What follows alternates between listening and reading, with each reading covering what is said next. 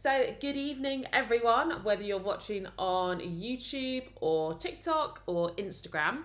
We are going through immunity again, which I was just telling everyone on TikTok. I've gone through already phagocytes and antigens. I've also gone through vaccines, primary and secondary response, a little bit about antibodies. So if you did want those previous lives are saved on my YouTube channel. But today what we haven't covered yet is memory B cells, how B cells are activated, the role of T cells, different types of T cells, and that's the key things we're going to be going through. So I've picked out a few questions. We've got 3 questions here, and we'll have a look at those. But as I keep doing in the lives, we'll go through some of the key information, apply that to some short answer questions, and then the next step up from that is having a go at some exam questions. So that's what we'll be following through today. And it is, if you are asking, so I know sometimes I get asked these questions, if you are asking, it is AQA A-level biology. So it's not GCSE, it is AQA, but it'll still link to different exam boards as well. So hopefully, whichever it is that applies to you, that will help. So let's just have a look at what the questions are so we know what to go back on in the notes to have a look at. So this question is, explain how HIV affects the production of antibodies when AIDS develops in a person. So someone on TikTok did ask for viruses. So we'll have a tiny bit on viruses today, specifically here, HIV. And then we have, let's go back, what is an antigen, B lymphocytes, and how they are stimulated. So those are some of the key concepts that we're going to be going through. So let's actually just start off then by doing a bit of a recap on this information. I haven't got all of the information here. I just realised when I was trying to zoom out for Instagram, I've gone the wrong way. So you probably can't see. I zoomed all the way in. There's a bit of a delay, so I don't always see it. So let me just zoom out. Oh, there we go. Hopefully you can now see. I zoomed in so far, you were just seeing the most zoomed in cytotoxic T cell going. Right, anyway, back to the information. TikTok, I think you've actually got one of the best views here. So we've got cytotoxic T cells. I haven't got all the information on T cells in my notes at the moment, but this is just a sample of my notes I thought might be relevant for today. So we're not going through all of the T cell response, but this bit here is just pointing out one type of T cell. Once they've been activated, they clone and divide by mitosis. You get lots of copies of T cells, and then they can differentiate into different types. And one type that they can differentiate into is these cytotoxic T cells. And cytotoxic T cells, these are the T cells that can help to destroy infected body cells. So that's what they do. This here would be an infected body cell, not a pathogen itself, but the pathogens would be inside of it. But in order to prevent the pathogen from being able to replicate further, such as a virus, you need to destroy the host cell it's infecting, because then you're shutting off its resources. So that's the concept behind this. And the way that these cytotoxic T cells do that is they release a protein, which is known as perforin. And that's what we can see here. Those cytotoxic T cells are releasing this protein called perforin. And what those do is embed within the cell surface membrane of your infected body cell, and it creates these pores, which are basically just holes. So you get these holes, these pores in the cell surface membrane. And because you've got those holes, that now means you could either get excess water moving out and causing the cell to dry out, and therefore it doesn't have the water it needs for different chemical reactions, and the cell will die. Or the other thing that could happen is maybe lots of water is able to move in, and that will cause the cell to lyse and burst. Either way though, because of those pores, it causes the infected body cell to be destroyed, and that now means that the virus that was inside of it isn't able to replicate, because the virus would have injected its genetic material into the host cell, that would have been incorporated into the nucleus. That nucleus in the DNA, that DNA would have then, you would have had transcription happening and the rest of protein synthesis happening to create more viral proteins that would assemble to make more virus particles. But if you destroy the cell, the virus can't replicate. And that is how it's protecting your body. And that's why it says here in my notes, let me just highlight it. Your body cells are basically being sacrificed. So you're destroying some of your body cells to prevent the virus replicating, and therefore in that way it should prevent further infection and damage to your body. So that's how the cytotoxic T cells work. And this is a little side note here. This isn't actually on the spec. I've just always found it interesting. But when you have a cold and you have a sore throat, that is what is happening in your throat. The cells in the back of your throat must be infected with a virus, probably an influenza virus, it's a common cold virus strain. And your cytotoxic T cells are now destroying the cells, the infected cells in the back of your throat. And that is why your throat feels sore, because lots of your cells are being destroyed. So that's that sore throat feeling. But the purpose of that is to try and prevent the virus being able to replicate any further and getting further into your body and causing more damage. So that's our cytotoxic T cells. B cells, this is involved in the humoral response. So B cells are humoral. What humoral means is liquid. So it means it's a liquid response, but what that really means is it's to do with the antibodies. So antibodies are proteins, but they are soluble proteins that get transported around in the body. So that's why it's known as the humoral response. But you don't actually need to know that. You just need to know it's the B cells linked to antibodies and linked to memory B cells. So that's what we've got here, just a brief overview. I think I actually talked about this bit when we did the antigens, because someone asked the interesting question of what is meant by a self cell. And we talked about this, the B cell activation. And we said that in your body, there are approximately 10 million different B cells. And each of those B cells have a different shaped antibody on their surface. So constantly you have at least 10 million B cells with different shaped antibodies moving around in your body that will be complementary to 10 million different antigens and therefore pathogens.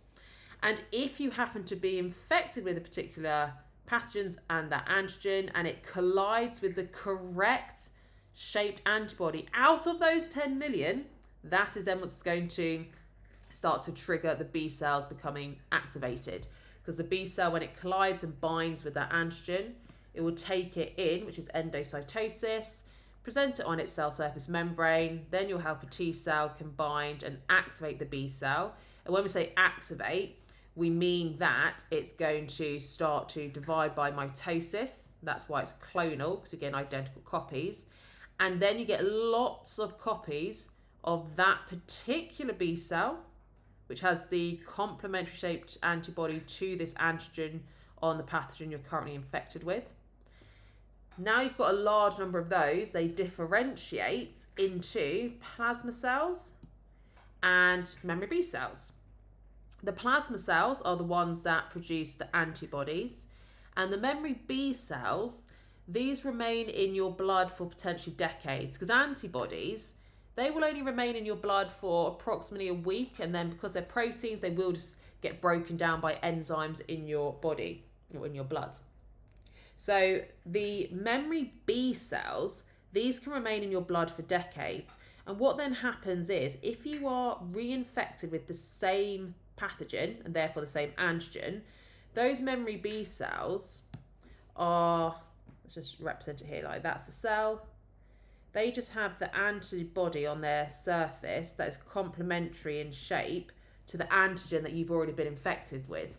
So if that antigen gets back in your body, so you're reinfected with the same pathogen, and it collides and binds with one of these memory B cells, that then activates the memory B cells to divide rapidly and differentiate into plasma cells. And those then will be able to produce large numbers of antibodies really, really quickly. And that should then mean you're able to destroy the pathogen before it's able to cause any symptoms, or at least any significant symptoms. And that's what immunity is.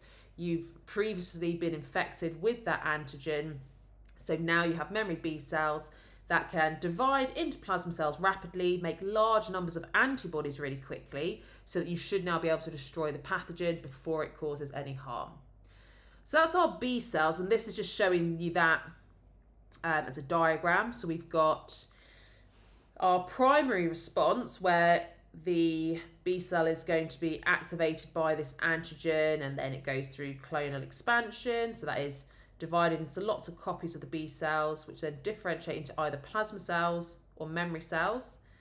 Memory cells remain in your blood, but the antibodies will disintegrate, they'll get destroyed. And if you are reinfected with the same pathogen again, and that antibody collides with the antigens, if the antigens collide with the antibody, that then causes this rapid differentiation. You will get some more memory B cells, but also get plasma cells, lots of antibodies rapidly. And this is what we were actually focusing on more last week, because we talked about the primary immune response and then the secondary immune response. And this graph is then just linking up to the picture. So that's just a bit of an overview of some of these key concepts. That's just a sample from my notes, which if you did want to get a copy, you can actually get a 10-page free copy of my notes if you how do you do it again? If you comment on any post on Instagram of mine and just say free sample, literally any post, just write free sample as your comment, you'll get the link to download a free 10-page sample. And I've got them for OCR, AQA and Cambridge International. But anyway, that's our introduction to some of the theory. Let's have a look then at this question. Let's go on to this exam question here, where for 2 marks we have to say, what is an antigen? So that is our first exam question. What is an antigen? And it's 2 marks. And I think when a similar question to this came up previously, that is one thing that surprised people, that this was a 2-mark question. And it was actually quite specific in what you had to say. I'm going to have a little look to see what people are typing as what they think for the 2 marks. What is an antigen? Right, I'm just having a look at TikTok first, because I know you have the fastest live stream.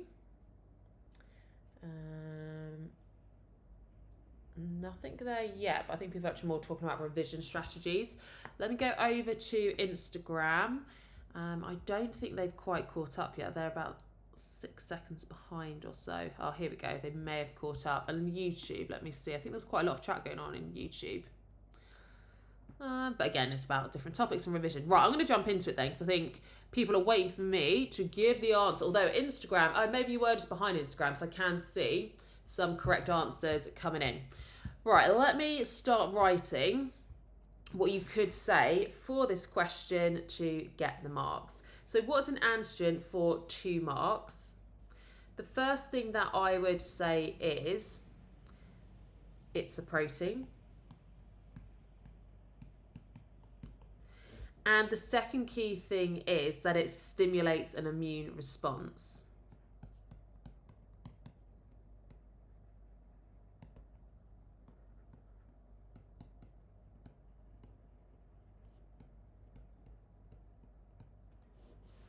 Now, I have seen this be really particular in more recent years, and even though it's only 2 marks, I would be inclined to give even more details. So I would say complementary to a particular antibody as well. So complementary. Make sure when you spell complementary is with an E, not an I. With an I, it means you're saying something nice to someone. E means opposites fitting together. So complementary in shape to an antibody. And I'm also going to say it's a protein. I was going to say it's on cell surface membranes, but it can actually be loose, so I'm going to leave that. Right, then the next question we have is B lymphocytes are stimulated by antigens. This is thinking about B lymphocytes. Describe how this happens. So this is 4 marks, describing how a B lymphocyte would be stimulated. So the first thing that I'm going to say is that B lymphocyte binds to antigen and takes in antigen by endocytosis. So that's when it's a bit like engulfing, it's taking it in.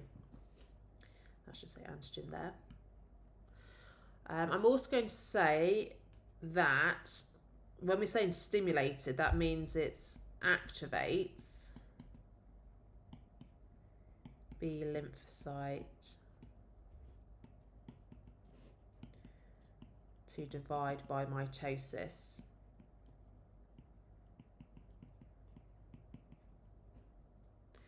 Next, I'm going to say cloned cells, because that makes lots of cloned cells. Cloned cells differentiate.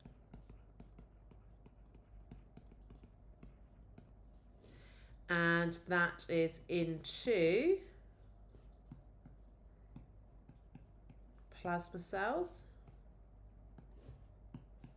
and memory B cells. There we go. So I'm going to say that as my final mark there. So that's what I'd put for this question about how the B lymphocytes are activated. I'm just going to see if there's any questions coming in at this point. So someone says, is this for A-level BTEC? It may well come up in A-level BTEC. This is A-level biology. This is more similar to AQA, but it is in most exam boards.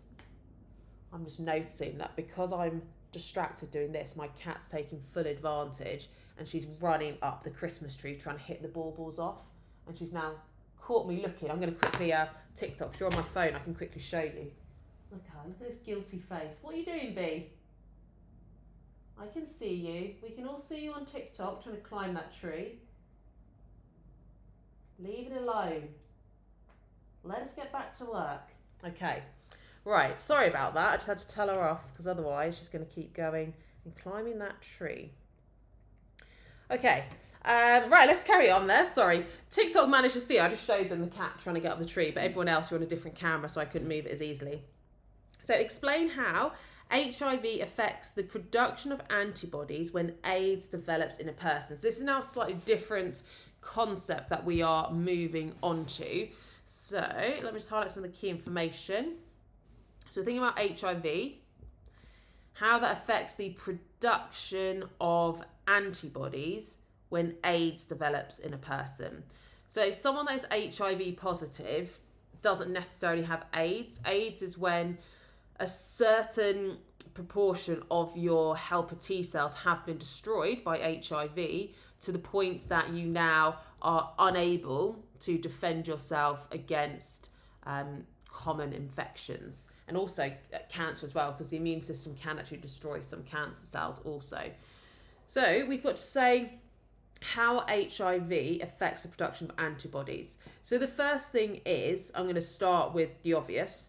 It results in a lower production of antibodies. So that's what I'm going to say first.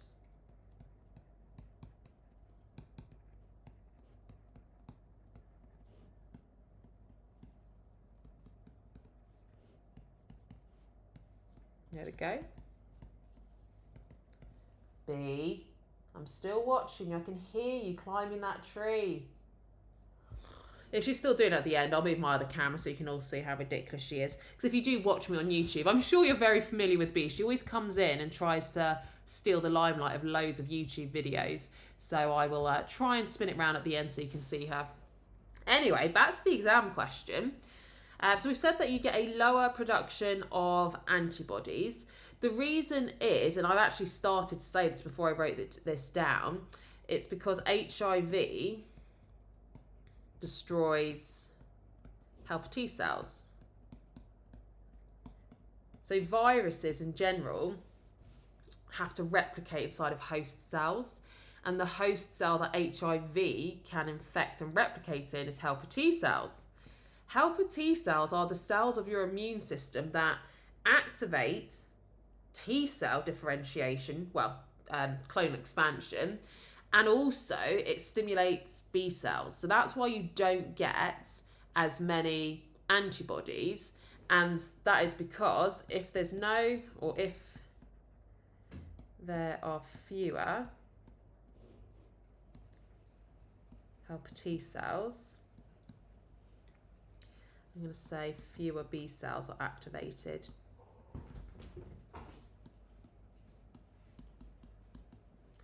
Fewer B cells are activated. There we go. That then means fewer plasma cells are made.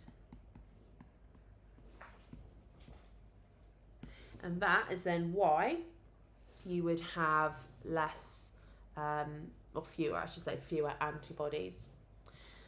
Okay, so that's our exam questions. The only other bit that I printed, or not printed, but got ready for today was having a look at some of these questions in the active recall workbook. So we've still got a little bit of time, so I normally make sure these are about half an hour of revision. So let's have a look then. This is going back to T cells, which we haven't really focused on yet. So this question here is, describe the cell-mediated response. So we have to say, exactly what it says, describe the cell-mediated response. That's what we're going to be doing. So I'm going to start then with pointing out that once pathogen is engulfed, antigen, oh, there goes my phone. Pathogen is engulfed, antigen is presented on cell surface membrane.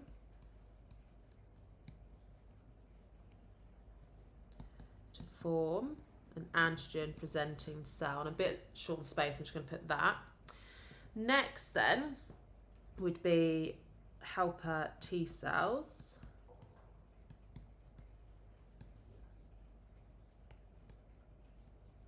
Have receptors on their surface.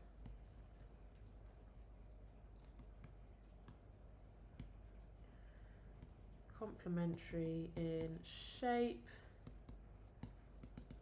to bind to antigens on the antigen presenting cell.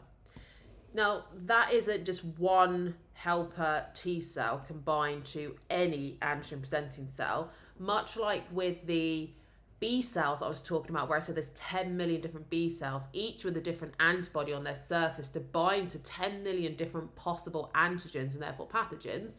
It's a similar idea with your helper T cells. There are lots of different receptors on their surface, so that you have to wait for the correct shape one to happen to collide with that antigen presenting cell.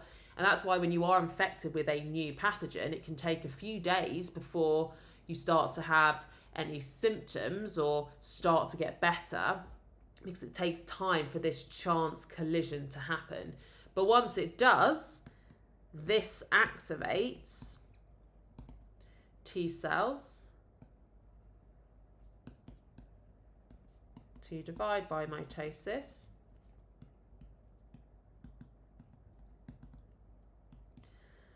to create many clones, and then clone cells differentiate.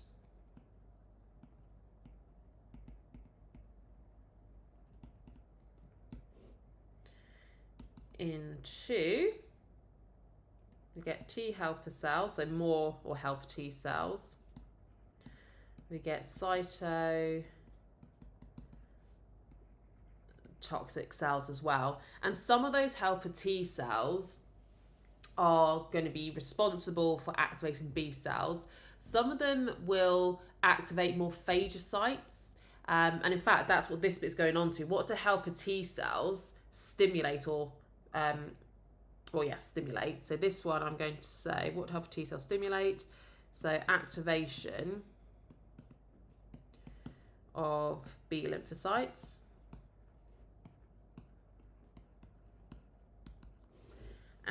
They can stimulate phagocytosis to destroy the pathogen, and also they can stimulate, in fact, I'm not going to say production, I'm going to say differentiate into cytotoxic T cells. So that leaves us with the last bit today. I'm just going to check that I have got this aligned correctly for Instagram to be able to see. It might take a couple of seconds for me to catch up. TikTok can see. Yeah, good. I do not do psychology as well, I'm afraid. I only do biology A level, but I am doing GCSE biology starting from January. So I'll be doing GCSE biology as well as A level biology from January. So if you do have any younger siblings doing GCSEs, then let them know, because there will be Miss Estrick Biology A-level version and Miss Estrick Biology GCSE version as well coming soon. Right, so we have got use the diagram and your knowledge to describe and explain the role of cytotoxic T cells. We did talk about this earlier, but let's just get this information in then. So we said they actually destroy abnormal, so that could be cancerous, or infected body cells. So they do this by releasing a protein that we said was called perforin.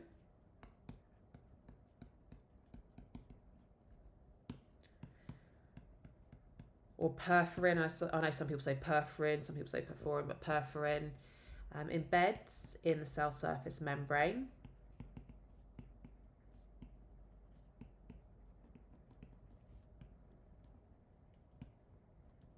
And makes holes or pores.